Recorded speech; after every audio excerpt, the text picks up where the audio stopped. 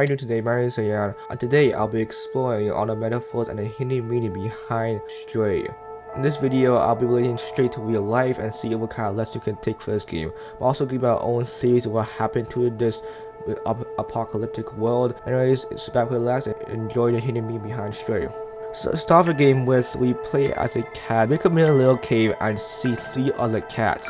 This could be our family or friends, we're not too sure. Anyways, it seems to be a stormy night. We come the next morning and we see the world being taken over by Mother Nature, and it seems we live in an apocalyptic world. We have to jump around dangerous stuff to keep adventuring, but we ended up falling down and our cat friend can just watch as we fall into the unknown. Luckily, he's okay, but he has lost his friends. Now he's trying his best to escape this underground city and trying to reach outside to meet up with his friends. But he doesn't know that this is the start of a crazy adventure. We ended up in a place called a dead city. Inside here we see little squishy bugs that kind of look like bacteria, and we end up seeing a robot, but he's ripped apart and soon dies. We did encounter these bugs once again. I found that they aren't friendly, and a lot of them start chasing us and trying to eat us. So after escaping them, we see to turn on the same different messages. We soon reach the flat, where we meet a disturbing sight, a robot perched next to a pod. We soon find a drone called Beecher, and we put it into this charging station, and it awakes. It awakes and starts speaking to us, and he claims to have been a robot all his life. He claims to be this robot who has helped a scientist, and the scientist had disappeared, and he don't know what happened to him. But he lost his memory, and all his memory is scrambled. He had no idea why he's here. He had no idea. He only have some recollection of some memories of what happened before he turned off. After seeing this apocalyptic world, we see a picture of the outside. Gigi Cho talks about the outside, remembering that we were supposed to go there, remembering he was supposed to go there and promise somebody, but he can't recall who. He takes a picture of the outside, and we go along our adventure. The outside is the place where the cat came from, but the underground city seems to have no sign of the outside, no sunlight, no nothing. It's still trapped underground, which it is. Anyways, you soon reach the first city of this underground place called the Slums. We see a guy cleaning the streets of this city, but he soon gets scared of us and he sets off our alarm, alerting everyone that someone dangerous is coming. They all run away to the houses to seek shelter, and then a guardian approaches us. This guardian seems to be friendly, however, and he doesn't seem to mind us being here, as long as he doesn't eat anyone, of course. The reason why they were scared of us is because they thought they were one of those bugs, which is called Zurks. We showed a picture of the outside to the guardian. He tells us that there's an elevator going to the outside, but it's not been operational. He mentioned that there was a group of robots who had been committed to go to the outside to escape this underground city, believing that there was a world out beyond what they originally thought. It's kind of strange because they think that they know a world above us. We show this picture to the citizens, and they just think no one about it. Most of them don't believe it, most of them the dream. Some of them know about it, but some of them think it's a myth. But basically, most of them don't believe that it's real. We soon meet a guy named Momo. Momo is the last guy in the outsider group, and when we meet him, we find out that he lost his friends due to them trying to see the outside. He lost 3 other friends, as Doc, Zabatazar, and Clementine. He had no idea where they went, and soon thinks that they are gone forever. And he said that when we show a picture of the outside, he seemed very disappointing. He forgets why he started in his first place, and he regrets even starting it. Because he feels lonely now. His loneliness has overcome him, and he gave up on the outside. But there's something that will bring him back. We get Doc's notebook, Clementine's notebook, and Zabatazar's notebook, and we give it to him. And then after that, we found out that the cat secret that he was working on, that could be fixed, and he had been reassured again. He builds up the confidence and realizes that he forgot why he started all of this. He ended up trying to help us. So this is the first metaphor of this game, and is that you should never give up on your goals, especially when disappointed. Your goals are all important, and we all have different goals, we all have different dreams and stuff, and we all can just, along that journey, when you start that journey, it could be hard. It's really hard, and along that journey we might lose our confidence, we just lose some people, we gotta lose everything, but we gotta balance out our goal, we gotta balance out our dreams, our work with our normal life. We gotta make sure that we know why we started this in the first place. Remember, if you ever feel like giving up on your dreams, remember why you started in the first place, because a lot of people succeed after many failures. So you just gotta keep on trying, keep going, because giving up, failure is part of the process, and you gotta keep improving yourself in order to achieve your goals. Anyways, once Momo fixed the transceiver, we get to put it on a signal tower. They're not stupid, by the way. You gotta put on a signal tower, so you go to this rooftop. Now this rooftop is interesting. The chapter called Rooftops. It been affected by a lot of Zurks there. I learned something about the Zurks later on. We found a memory that seems to explain where Zurks came from. These Zurks came from a factory named Nikoko. Now, before we move on, I had mentioned about something in a chapter called Slums. As y'all know, humans had to exist at some point, but as they learned through many memories and many secrets in the slums, we found that humans are all gone. There's something like 2 billion something days since the last human have been seen. So all these humans are gone, and we see that these robots has been still alive for these many days, which is a lot of years. Through these years, the robots had developed more of a human kind of trait, feeling like human, basically acting like humans, which is something that's really good. Open up shops and stuff like that, have a mind, have their own self-awareness, have memories, have love, feelings, emotions, sad, angry. They carry on the traits of humans, which is really good and cool. So these humans were once here, but these humans was also here in the underground city. An organization called Nico Club created these Zurks. They created these Zurks, the little bugs, to eat up trash. It was a bacteria to eat up trash because it was overflowing everywhere. They had no way to put the trash, so they created these little bacteria. These bacteria eat up trash, which is, sounds good, but without control, without any humans controlling it or anyone even controlling it, then as y'all know, if no one controlling something, they create a living thing, and no one controls it, then it will go loose and go wild. And that what happened to the Zurks. After the humans reached other place, after the humans disappeared, all these bacteria evolved into what we know now as Zurks. These Zurks started eating more than trash, eating metal, humans, and everything around them. They eat everything in their sight and leave nothing behind. And that will be all. We still put the transceiver in the signal tower, and we go back to Momo in the ball. Now, Momo magically contact with a guy named Zabatazal. This robot says to go through the sewers to make it possible for them to reach the outside mode.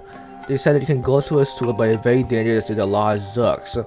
But he gets disconnected, and that's all we know. That means you can go through the sewers. It's Momo said it's the most dangerous place in the slums, actually in the city. But we soon meet a guy named Seamus. Seamus explains to us that the sewers is dangerous, and we will both die if you go inside there. But he knows it though. He mad about the outside. He can't see outside, and the bartender explains this. The bartender explained to us that Seamus is Doc's son. Doc went outside the slums and started looking for a sort of weapon that can defeat the Zurks. But he went lost. He went missing, and Seamus has not been the same afterwards because he lost his father. Now we go back to Seamus' place, and he doesn't seem to help us, but we sneak inside, and you see Doc's notebook, and we found that there's a secret lab within his house. We found a secret lab, and we found a broken tracker. He explains that if we can fix this tracker and reverse the effect, it could lead us to Doc, his dad. Now, Seamus builds up confidence and decides to go out on a mission to find his dad and save him, because he realizes that whatever his dad did was to protect him and to actually release everyone from this underground city. So we go on an adventure. and we go outside of the slums, where it's a part of the dead city apparently. But Simmons can't come along with us because it's too dangerous. With him going there, he would die. But we can survive because we are fast and sneaky, like a cat. We are cat. Anyways, once we go there, before we get to a chase sequence, we find a memory that Beach explained that even in this underground city, humans can help themselves from dividing themselves from social classes. Now this is a big metaphor that I'll get on later on, but basically there's a place called Midtown that where the upper higher folks are there, and they throw all the trash down here for the slum citizens to deal with. They live luxurious and the rich live up there basically. I'll explain that later on. But anyways, once we reach his house, we see Doc. The guy has been trapped here forever. He can't find a way to get out because there's too many Zurks. Remember that there's a weapon that could defeat the Zurks. Before we continue on, there is a memory inside of Doc's little house. We see that it's a little funny mannequin that reminds Beach of children. Children used to run around the city and the street felt more alive then. He mentioned that Doc is same as like father and son. He said it could be similar, which is similar.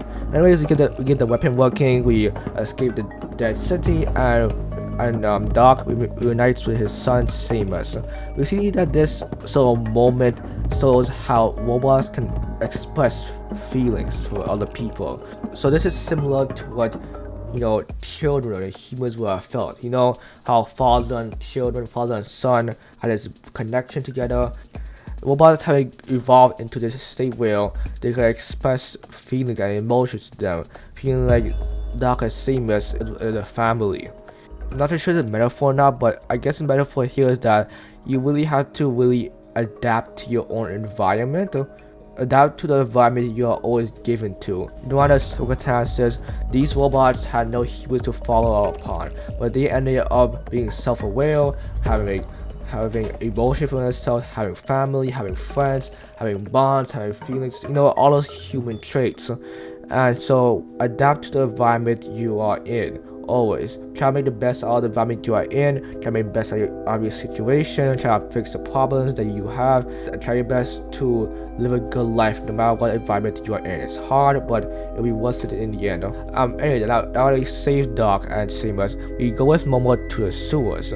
Now the sewers is a place, the most dangerous place in this underground city. It's where all the Zurks lay, and we see that later on. We're still gonna split off with Momo, however, as Momo can't go along with us. Soon we are all alone in this sewer infection area. We reach this sewer kind of area where you see many of the Zurks diseases and infection all around these sewers. We see many Zurks here, and we even see some robots even hooked up to these systems.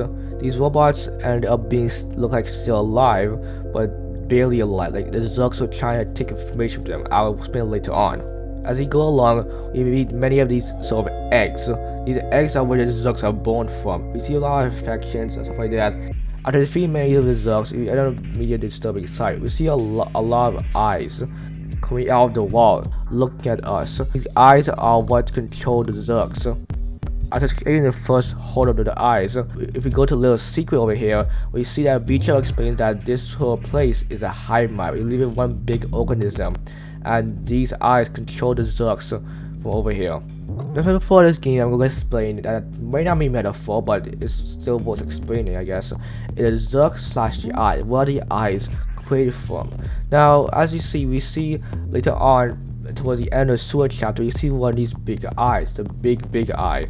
And it must be the mother of all the eyes, the power source of all these eyes, and they start attacking us. Soon Beecher overrides his sort of weapon, and we get a proper chase sequence with the Zurks, and we soon escape the sewers, but now the weapon is destroyed.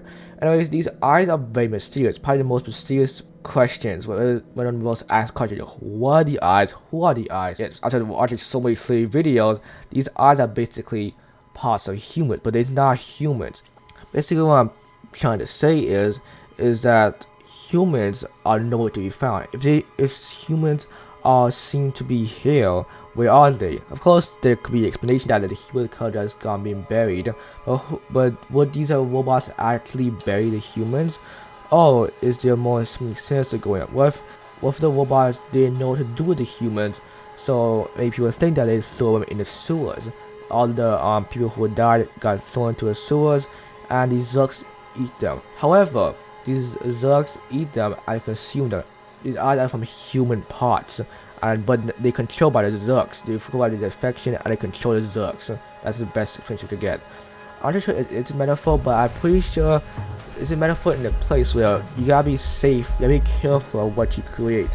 I really want a YouTuber, Jacksepticeye. He explained that as usual, we create something, but it ended up going totally bad.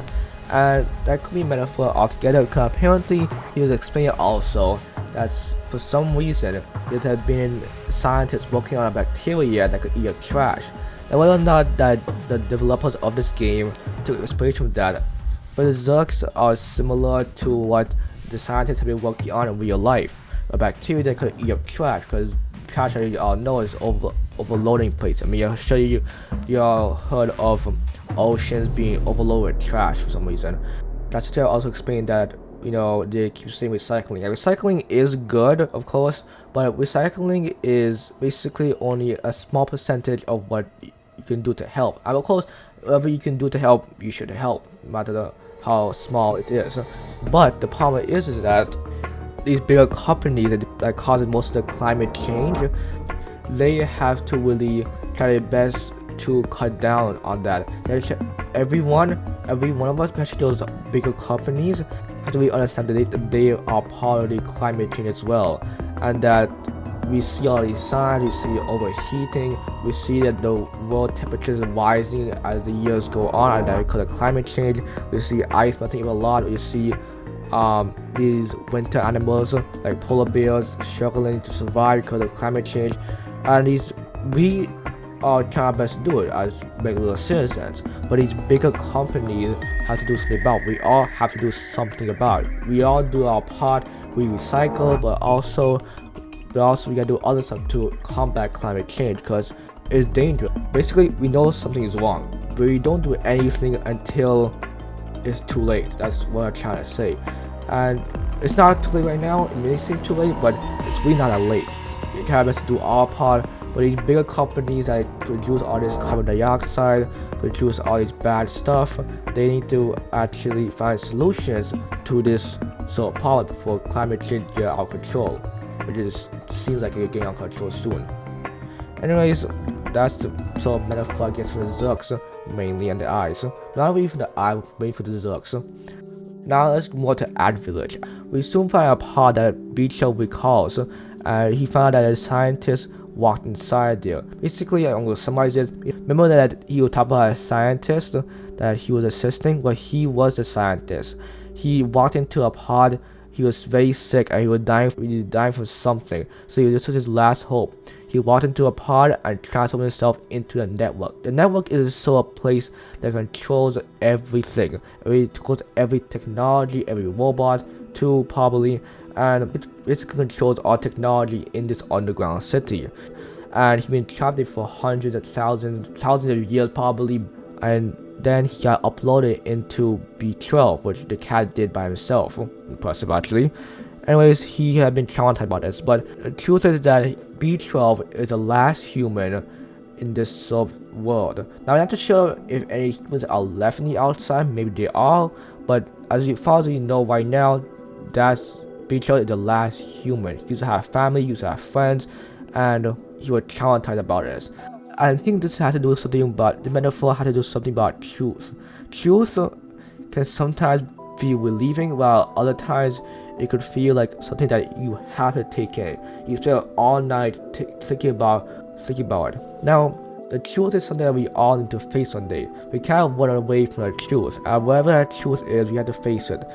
It's better for us to take in the truth and accept it. We gotta accept what is true, or else we will start trying to create lies in our head. We try to create lies in our head, try to imaginary sort of fantasy kind of world, and that's what happened. That happens to me sometimes, and it happens to a lot of people. So we gotta end up facing the truth, facing reality, and try our best to improve ourselves through the truth. Whenever truth comes to us, we have to accept it. We have to accept the truth, and we have to move on with our lives and just improve our life and try our best to live the best life we can. best possible way. Anyways, also in the Antvillage, there's a little, secret. Not too sure the metaphor or not, but guy's basically talking about Zurks, and he's snoozing away dreaming about electric Zurks. Now, as you all know, Antvillage is full of people who probably went through the sewers, and most of them probably traumatized by these Zurks, or was eating them and was dying. So electric Zurks could have been a sort of like, this guy could imagine electric Zurks, imagine the worst about these Zurks being, because he counted by these Zurks. Metaphor here is that, it's a small metaphor, but metaphor here is that a lot of stuff will traumatize us. Let's be for the last metaphor, but you have to move on. It's hard to move on. You can't forget about these things. You can't forget about these traumatizing things. It will always stay in your head.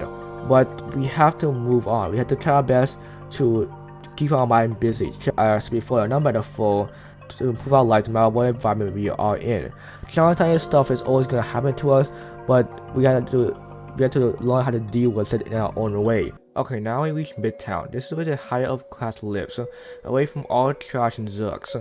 We soon meet these robots that are called Sentails and Peacemakers. These are the police from Midtown. They keep everyone from going outside, and anyone who breaks the rules goes to jail. Our Clementine is being searched for by these police. So as soon as we get here in Midtown, we can see our Sentails and Peacemakers are strict. They always keep an eye on everyone in this city, and no one can leave the city no matter what. Many citizens of Midtown believe that the outside is inhabitable, that it's not good to go to outside, it's dangerous. Other people think that they just took this as fact and they don't know why. And they can't break any rules to be going to jail for a heavy sentence. So we see throughout Midtown and jail, the jail chapter, that the Sentinels and Peacemakers are very strict. And I can go back to when humans was actually here in Midtown. Of course, when humans here in Midtown, they probably created these robots that would keep everyone in line, police robots, like everyone in line and make sure they don't do anything wrong or they'll break any rules. But as the humans disappeared, the police might have again taken over. Since the humans left this sort of thought into the police that basically the outside is uninhabitable and sentinels, that's why they like that. That's why they're so strict about they're so strict about letting no one go to the outside. The Sentinels, every single time we go into a place that we're not supposed to go to, every time we get caught by them, they immediately shock us, shock the cat. And they shock anyone who is trespassing in the area. Now, this has to do with a metaphor. The Sentinels have I think 2 metaphors, but I'm gonna get to a second metaphor later on in the game. But the first metaphor for at least Midtown, the Midtown Sentinels, as we see so far, is that I think it is, don't be strict in that way towards people. Now, what I mean that in that way, I didn't say not to be strict, but I didn't say not to be strict in that way, meaning that you shouldn't be strict in the way that the Sentinels are doing. The Sentinels and the Peacemakers do not let people understand why they can't go to outside. They just believe that as a fact because that's what humans left inside them before they were gone. They disappeared, and that's what the police thought. So you can't really blame them. But unlike us, we can change, have self-awareness, and we don't need anyone to tell us what to do or program us. So what I'm trying to say is that don't be so strict on people. I know that I talked about this before actually in the Metaphoric video, that there's this sort of belief around the world, and most of the people think that the way to discipline people or their children is to punish them every time they do something bad, which has been this sort of belief for many years, and it still is, and it cut down of course as the years goes on. There's different ways to discipline children. You should always discipline your children, but not to punish them. You gotta let them understand why they can't do certain things. Because when you punish them, especially in another Metaphoric video, I'll put a card up over here so you guys watch a video after this one. When you punish them, it basically letting them learn through fear that every single time they do that thing, they'll be fearful of you or another person doing something to them. And sure, maybe it will work, and sure, it does work. It strikes fear into them, and sure, it disciplines them. But honestly, you don't know what they'll do behind your back. That's why many kids keep secrets. Many kids keep secrets, and then when the parents find out, then the kids can't explain, and then you know how it goes on from there. So I just want to say that punishing children is not the way to go, or punish anyone is not the way to go. I know you really love them and you really want to understand, so let them understand and talk to them in your own way. When these stuff happen, or you find out these stuff, the other person does these stuff, immediately anger comes out, and that's something you can't control. Always anger come out when you find out someone is doing something that you don't like.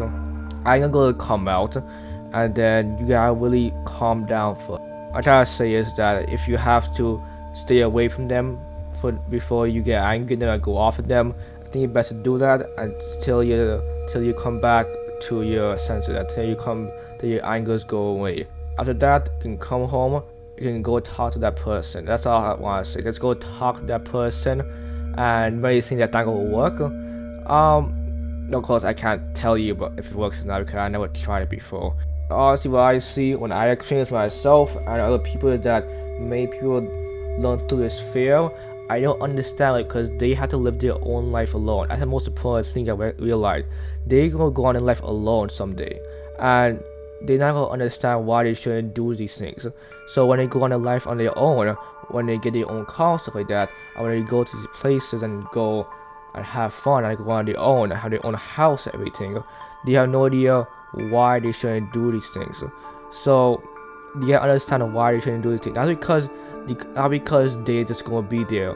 The parents will always be there to discipline you. You gotta know why you can't do certain stuff. It's because you'll live a bad life. If you do bad things, you'll live a bad life. It might seem fun, and it will seem fun, but honestly, as you grow older, you will be thankful that you never did it. And if you're going old right now, there still is time to improve your life. You're never too late. Please just try at least many times to talk to them. They understand why they shouldn't do this type of stuff. Maybe you don't know how to talk to them that way. So do your research. And see why you can't do this certain stuff. And if you need some help from me, I'm always out here. You can text me. If you need some help from me, you can always contact me, email, text me, whatever. Social media, you can text me. But anyways, yeah, that's basically a metaphor for this. That metaphor for the Sentails and Peacemakers in Midtown. Basically, don't punish people, let people understand. Alright, so another metaphor is at Midtown is after we done going to the factory, we go into a nightclub. Now the nightclub had a memory, a secret. After going to the factory, we go into the nightclub. Inside this place, we find a memory of Nico Club being greedy. Now we go down this little elevator, and then we see Beacho talk about having a fun time with his friends, and then he talk about having Nico Club being greedy. Now first when I saw this, I am really confused till this day about what this means, because as far as I know, I don't think Nico Club seems greedy, but you never know. It's always those secrets that you never know. That's an awesome metaphor, I guess. The way Nico Club could be greedy, I have no idea. The only way I can think it's gonna be greedy is because of the trash. So as you all know, the trash we saw in Nico Club, the factory is Nico Corporation. In there, all the trash from Midtown gets sent down into the slums. That's how I can guess they're greedy. Oh yeah, I guess they're greedy in that way, I guess. Yeah. So what they do is they pull down trash from the Midtown into the slums for them to deal with it. Now, there's already been a method before, like when the humans that used to be here and they split them up in social classes. When that happened, maybe the humans throw all trash into the slums, and then the slums people then put it to the Zurks, where the Zurks will just eat all the trash where it originally happened. And then, what happened afterwards? Zurks got the humans disappeared, Zurks got wild, and returned to that. But anyways, the way Nico could be greedy is because of that. Being that they just send all the trash down into the slums. Now, I guess you can talk about just greediness, that we all have these social classes. We all have these social classes that we know of. No matter where we are, we have some sort of social class inside this world. And even though I don't like it a lot, I don't like feel like having power over someone or being below someone. It doesn't matter who you are or where you are. It doesn't mean that you should be in a lower social class or in a higher social class. No matter how much money you have. What I say is that don't let people be below you, don't let people be above you. Meaning that I think this is like if you're of higher power, because there's always someone below you. For people who are below you, whether it's many or few, you should always treat those people nice. Don't let your power overcome you. Your power can be used for good or evil. You can choose which one you want, but you already know which one you should go, and that's good. When you use power for good, it means that this instincts. It means that you don't treat people who are below you bad. Whoever below you, help them out and use your power to help them out. You can't just, let's say I will give an example basically. If you are a boss in a multi-billionaire company and you're a billionaire owning all this money and having all these supercars and having all these houses and all this rich stuff, private jet or whatever, yacht, and then your employees, so you have a lot of employees that you have to pay, but of course you have to pay them high, and what you do is you overwork them, make sure that they get tasks done on time, and you don't do any work, which again you can retire early, but of course it's still your company. You can't just look below you and be like, I have all this money, I'm a billionaire. Not only got even millionaires. They don't have a yacht, they don't have a private jet, they don't have supercars, they don't even have one supercar, they don't have expensive house, stuff like that. They don't go to expensive restaurants and eat expensive dinners, expensive food, stuff like that. And you kind of look at them and you're so minions. You got to know that this is your team. Without them, you won't be all this success that you have. It won't be possible, and you keep getting money. Without them, you won't keep getting passive income, which is the money you get for your company, of course. So you always gotta treat them nice. You also give them a raise, but it would be really good if you give you a raise. But you gotta treat them nice and make sure they're having a good time in the office, because you don't want them to be boring and stuff. Make sure they have a good time. Don't let the power overcome you. Now with that metaphor, we go into VIP section of the nightclub. We found out that Blazer had betrayed us. We soon find Clementine being trapped by Blazer. Blazer betrays Clementine and the cat. He thinks that he cares more about money than friendship. Basically, if you don't know what I'm talking about or what they're talking about, mean that the Sentails and Peacemakers were basically looking for Clementine, and they had a bounty on her head. Everyone who catches her will get loads of money. So what Blazer did is that he trapped Clementine, then he trapped the cat, meaning that he cares about the money more than friendship. He clearly said it actually. This had something else to do with greediness, and after that, the Sentails shock us and we go to jail, of course. But before we get into jail chapter, it still is a metaphor. It's part of greediness actually. So the metaphor here is that you shouldn't choose money over friendship. When you start working really hard to get where you want to be, it can be difficult. You have to take times off, and maybe you want other people to go hang out with you. Other people want to go hang out with you so much, you have to tell them that you got to this business or this what we're working on. I can't go all the time. This business, it gotta take some of my time up, and I can't go out to party and stuff like that. And stuff like that, you gotta sacrifice those kind of stuff. But you can't sacrifice hanging out, spending time with people altogether. You can't explain to them that basically your business or your work is more important. And yes, you will be rich, but yet again, you can't be rich and have no one else to celebrate it with. You can't be rich and have no friends and no family who cares about you. Because they might be happy for you in the end, but they won't feel good because you never spend time with them because of that. So the metaphor here is that you need to find a way to balance your work life and your social life. Of course, as before, cut out partying, cut out all the kind of stuff, and I don't know why. Basically, if you don't cut out partying and cut out other stuff. You basically, it's a waste of time, and it's a waste of time. It takes up a lot of time, and the other ways to have fun other than to just party all the time.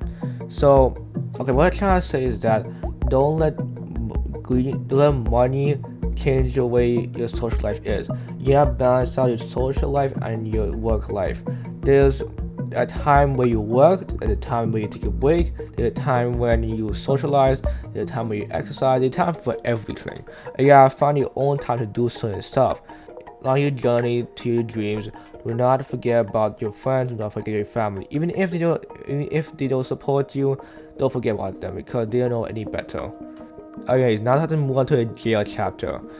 We end up in jail and here we meet some disturbing sights. We see robots being rebooted and being treated harshly. The police are very strict with these robots. I believe rebooting them is a solution to a better world. So this is where that other metaphor with the Sentails comes in. As before, the other metaphor was with them punishing people, and this is what is similar to it. But they have another thing they do here, which is reboot robots. Throughout the jail chapter, we see many people being rebooted or being tortured in a way. The first sight we see of this is when we go to your sleeping in our jail cell. We see a robot being sort of shocked or electrocuted, and you can guess that he being rebooted as well. Afterwards, after feeling Clementine and then getting betrayed back, we then go to this little courtyard area where you see baby robots, and you see two specific robots. One of them is just got rebooted, and now he's saying that the reboot was a success. I'm a clear citizen now, I have a clear mind, and I'm a very good citizen. Basically saying like it's a robot, a person who falls in line and no self-awareness. You have no self-awareness anymore when they get rebooted. Backs up by 3 more when B12 releases this little secret memory over here. When B12 explains that this is what I fear. No memory, no self-awareness, no more nothing. Completely erased. Mind completely white. Basically, this is how to go back to rebooting. They believe that rebooting robots is a way for them to get better citizens, but it's really not. Of course, you can force change on people, but when this is like really forced to change, if you know what I mean. Like they just wipe out their memories, wipe out their self-awareness. You just let them be a good citizen that mindlessly follow orders after orders after orders, which is something that you should not do. Of course, it could be related to real life, of course, with this whole sort of mechanical life we all feel like we have. And I'm not gonna talk about that now, of course, because that's a whole different topic I have to talk about in another video, if that even comes around in the game. But basically, metaphor here is that people can change. It doesn't matter what they did in the past. Their past is, well, in the past. It's not in the future. It can always change better. When I always say it's never too late to change, it means that no matter what you did, no matter how much bad things you did, no matter how much guilt you feel, and no matter how far you're into a bad life, you can still change it around into a good life. One day you can end up having attention, make your life from a bad life to a good life, and next year you die, but you still die as a person knowing that you were going to try to at least have a good life. So no matter what, you always gotta have attention, and then after intention you have to come with action, and all the action is that you gotta live a good life. People will change, and you just gotta convince them. If you really love that person, you don't want to go. If there's, let's say there's a way you can wipe people's memories and let people be a good citizen if they do any crimes or anything. Do you think that's really helpful? Do you think that's the way people should go? Or do you think that they should just change, having their past with them? What correct answer is that they should change. They can change, and if you, as before, if you love someone so much, you should talk to them and keep convincing them why you should change something, why you should change your life around, why you should turn around the life to a good life, why you should change your bad life into a good life. Stuff like that. You should get taught them to understand, and let them understand that this is not the way, and let them understand that they gotta change. You can't just force change to them. You gotta let them understand. Once they understand, they won't do it again, and they will try their best. They'll probably do it again, but they will try their best to get over that habit. Alright, that's the metaphor for the jail chapter. Now, after escaping the jail chapter, Clementine stays back to keep the Sentails busy, and the cat and the beach power up the subway and go to the control room. Here is the final chapter of this game, meaning that there are only 2 metaphors left. Here we go into the control room. Here we see the whole underground city. Reacher explained that this is where the humans who had the most power lived, and they were free from everything that was harmful, but eventually they died out. They needed only the robots up here. These robots haven't developed self-awareness, as they just do their mindless tasks day by day. This has to do with the social classes. As you now know, I talk about social classes from time to time in this video. I'm not going to properly explain it. The control room is where basically the leaders, the most powerful people, is in that area, away from everything that's harmful. How they have the most power and the most rich, the more powerful people goes there. And that's where how they go to social classes. Basically, as I said before, social classes are basically not good. You should always treat people below you with kindness and don't let your power overcome you. Now that's the simple metaphor for this one. I can just say that, but honestly, we have this social class now. And basically, we see all these billionaires, we see all these rich people, we see all this like presidents, the government, and we don't know what they do. I don't know what they do, of course. And we know that they're up there. They know that the government's power is, of course, higher than us. We know that the president is above us. But we know that people are all above us, and of course obey their rules, as their rules are stuff that is good, of course. But at the same time is that they are realize that no matter that if you're above, if you're powerful or not, no matter how rich you are, no matter how much power you have, you don't have to worry about who's above you and who's below you. Now, which situation you're in, you could be the poorest person in the whole wide world, yet there'll be someone below you. What I'm trying to say is that don't care if people are below you, don't care if people are above you. Care if people are below you actually, but don't care if people are above you. People who are above you only beat you in categories of having money and having basically more of a status. So you can't let those two things stop you. Let someone have more money and then have more power.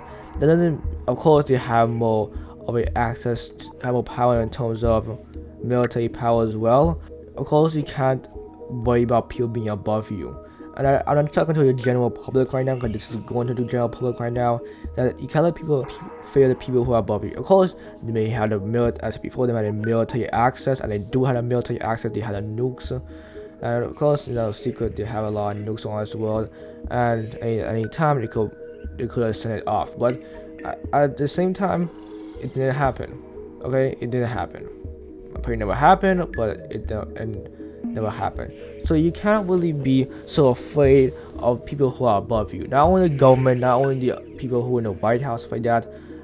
Not all people that are above you, like the president and stuff like that, and people in the White House. Not all of them are bad people, of course. They can be good people, of course. And I expect those people who are good. But whoever are above you, you can't just fear them because they're above you. This goes on from young, when you go into school and you go see bigger kids than us, stronger kids than us, and they bully us. The metaphor is that basically no matter how below you are, no matter how down you are in your social class, do not let people who are above you fear you. People who are above you just think that because they have more power, they can take control of you, which is not true. No matter who above you, don't let them take control of you. Don't let, as I said before, don't let fear strike you. Don't let fear hold you back from living a good life. Don't let your fear hold you back from standing up for yourself. Fear will always come. It's part of nervousness. And when that fear comes, that every time someone's above you, every time someone's bigger than you, have more power than you, have more money than you, may be very fearful. But yeah, stand up for yourself and make sure you gotta talk to that person. I'm trying to say, and just summarize it, please. If someone's above you, basically, do not worry about them. Do not be fearful of people who are above you. You gotta stand up for yourself and know what's right, understand what's right, and understand whatever rules the government set on your state or on your country understand those rules. Understand you might not give a reason why you shouldn't do this kind of stuff, but understand why you shouldn't do this kind of stuff, so that you can really understand why you can't do this type of stuff, so you can live a good life. Yeah, that's a metaphor that's basically with social classes. Don't let people who are above you fear you. Alright everyone, last metaphor. In order to open a city, we will have to hack into the network. The network is what controls everything in the underground city, as I said before. After doing a few steps, the network goes into a security lockdown and Beach-Elf has to hack into it. However, the network takes more power than Beach-Elf can handle. In the end, he goes back into the network and opens the door, the ceiling door for the outside. All the robots witness the outside for the first time, and most of the Zurks are being destroyed. The character goes to the outside and we just see him walk off. Before the game ends, we see a small screen lights up. Now this has to do with the ending. Basically what happened in the end is that basically, I'll say right now, B12 is not dead, of course. Basically, B12, his little drone that he was attached to, when he hacked into the network, it was taking more power than the little drone body could handle. And he says that. When he put it in a charging station, he goes back into a network and goes and opens the door.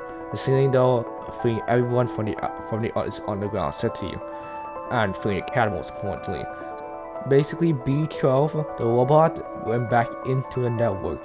Remember when we first met him, he was still in the network, trapped in there for thousands and thousands of years, until a little cat appeared, which we freed him and put him into this little drone body.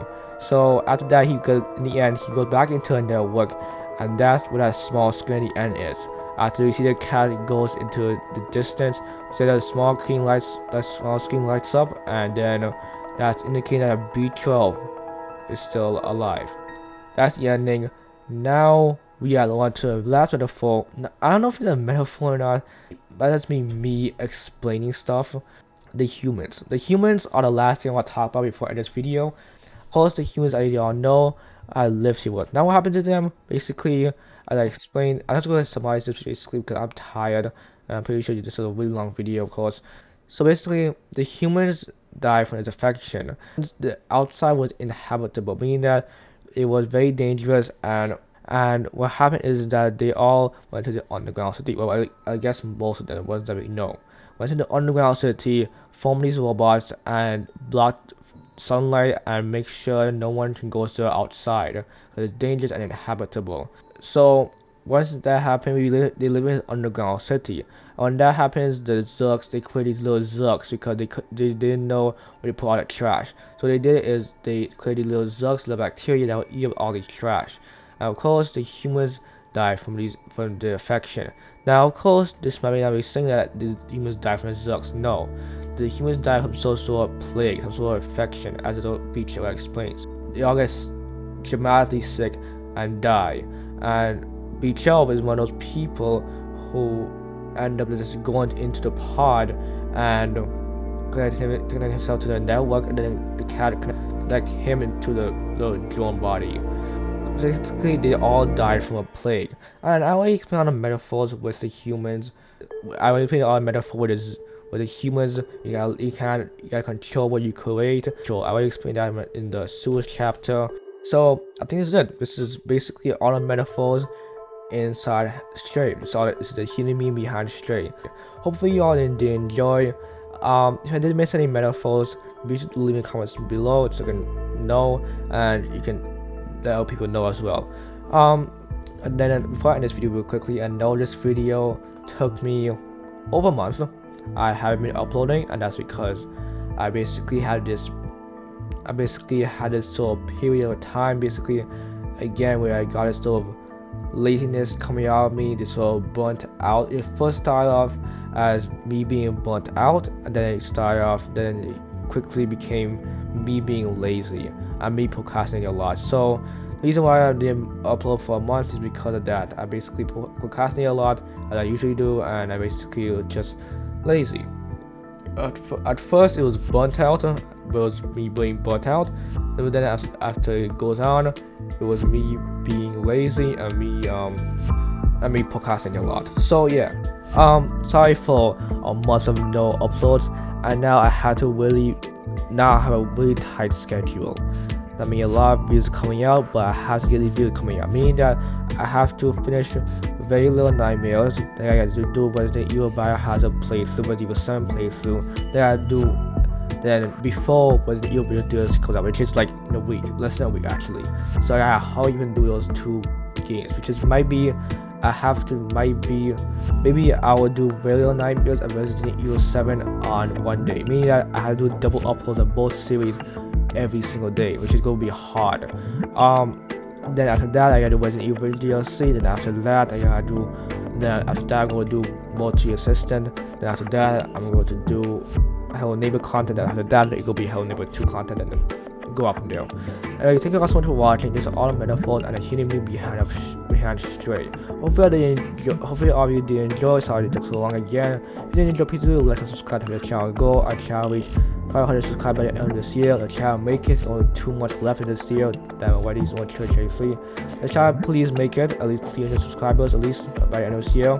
The channel hit and help me support this channel by watching other videos on the channel. If you want to see more Metaphoric videos and you want to see my playthrough of Stray, there'll be links in the description below, and there'll be also social media links. You can follow me Instagram and Twitter, and we'll start posting them really soon. Hopefully I'll start posting them really soon. Anyway, thank you all so much for watching. I will see all of you next video. Have a good rest of your day, and bye everyone.